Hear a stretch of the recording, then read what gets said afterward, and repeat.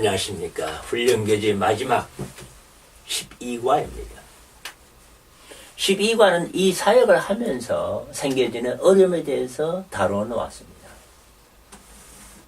효과적인 면에서 도전을 주지 않고 존재 면에서 위험을 받지 않는 목표는 없다. 만약 긍정적으로 관리된다면 도전의 위협은 두려움이라기보다는 오히려 자산이 된다.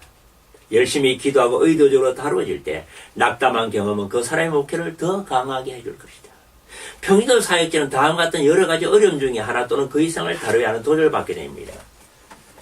오히려 그것을 좋은 기회로 바꿀 필요가 있습니다. 1번, 어떤 사람은 평신도 사역자를 필요로 하지 않는다고 생각합니다. 자존심이 강한 사람들을, 그런 사람들, 생활에 여유가 있는 사람들, 모든 것이 잘 돼가는 사람은 나는 평신도 사역자가 없다. 그렇게 생각하는 사람들이 있습니다. 그럴 때 이 평신도 사역자는 당황하게 되겠죠. 그런 사람에 대해서는 MPMC라는 방법이 있습니다. MP, 기도는 많이 해주되 Pray for them. 접촉은 좀 줄이라는 뜻입니다. Minimum contact. Maximum prayer, but minimum contact. 두 번째, 어떤 사람들은 너무 바빠서 접촉하는데 어려움이 있습니다. 어떤 사람은 사실 너무 바쁩니다. 누가 들수 없이 그래가지고 전화해도 만날 수 없다. 바쁘다 그럽니다. 그러나 제가 보니까 365일 24시간 일주일 내내 바쁜 사람은 없습니다. 좀 쉴 때가 있습니다. 그때 연락하고 또 만나고 그렇게 내 할 본분을 또 해야 된다 이겁니다. 세 번째는 우리 자신의 평신도 사역자들이 바빠서를 그럴 경우가 있습니다. 우리가 너무 바쁘면 사역하는데 지장이 있습니다. 그건 사실입니다. 바쁜 건 오케이. 그러나 미루는 건 더 나쁜 것입니다. 이 사역을 하기 위해서는 우리 삶의 스타일, 우리 라이프 스타일, 이 시간표를 조금 정리할 필요가 있습니다. 세상 걸 모든 걸 다 하고는 이 사역을 할 수가 없기 때문에 조금 희생을 감수할 필요가 있습니다. 네 번째, 어떤 사람들은 우리가 해결할 수 있는 문제를 해결할 수 없는 문제를 가지고 있습니다. 우리가 해결하려고 덤비다 보면 우리는 그 문제 해결의 구렁텅이에 빠지게 됩니다. 이 사역은 문제 해결이 아닙니다. 만나서 듣고 공감하고 피부로 느끼는 사랑을 하는 것입니다. 우리는 때로는 천성적으로 가서 문제를 해결해주고 도와줘야지 목회적 돌봄을 하는 것이 아니야 이런 생각을 가질 수가 있습니다. 그러나 반드시 지혜가 필요합니다. 가장 좋은 감사는 뭘까요? 정말 어려울 때에 같이 있어주는 사람에게 도와나가는 겁니다. 다섯 번째, 우리가 경험하는 어려움은 서로 사람을 돌볼 때 어떤 사람은 내 말을 잘 듣고 내가 좋다 그러면 나를 사랑한다 그러고 너무 좋아하는데 어떤 사람은 늘 냉담한 사람이 있습니다. 평안함이 없어요. 그런 사람 보면 짜증납니다.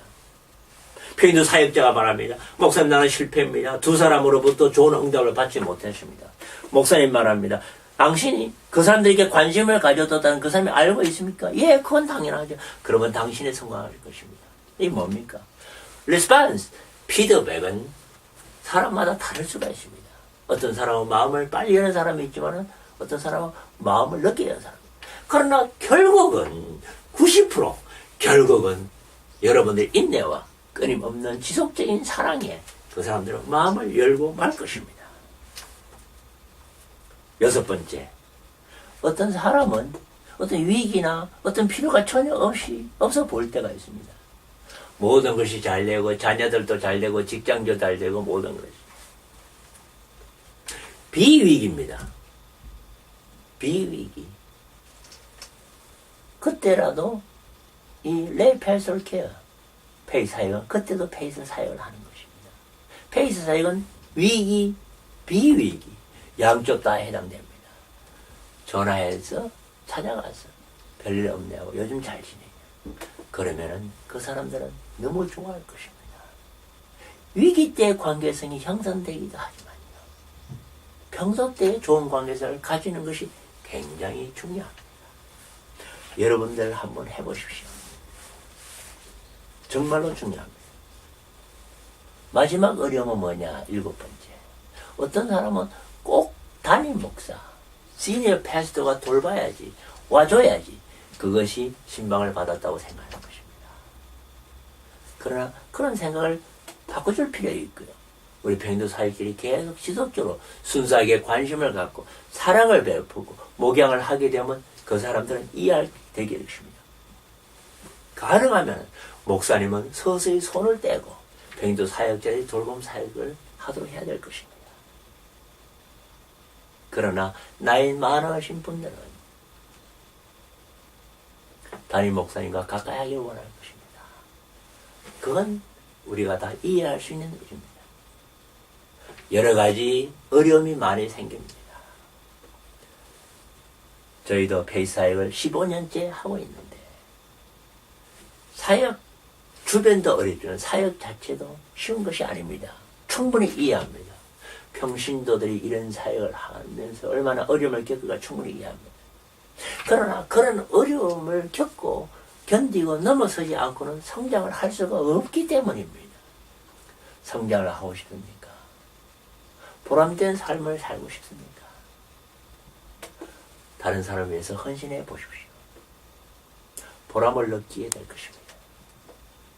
지금까지 12과 지루하였지만 잘 듣고 경청해 주셔서 감사합니다.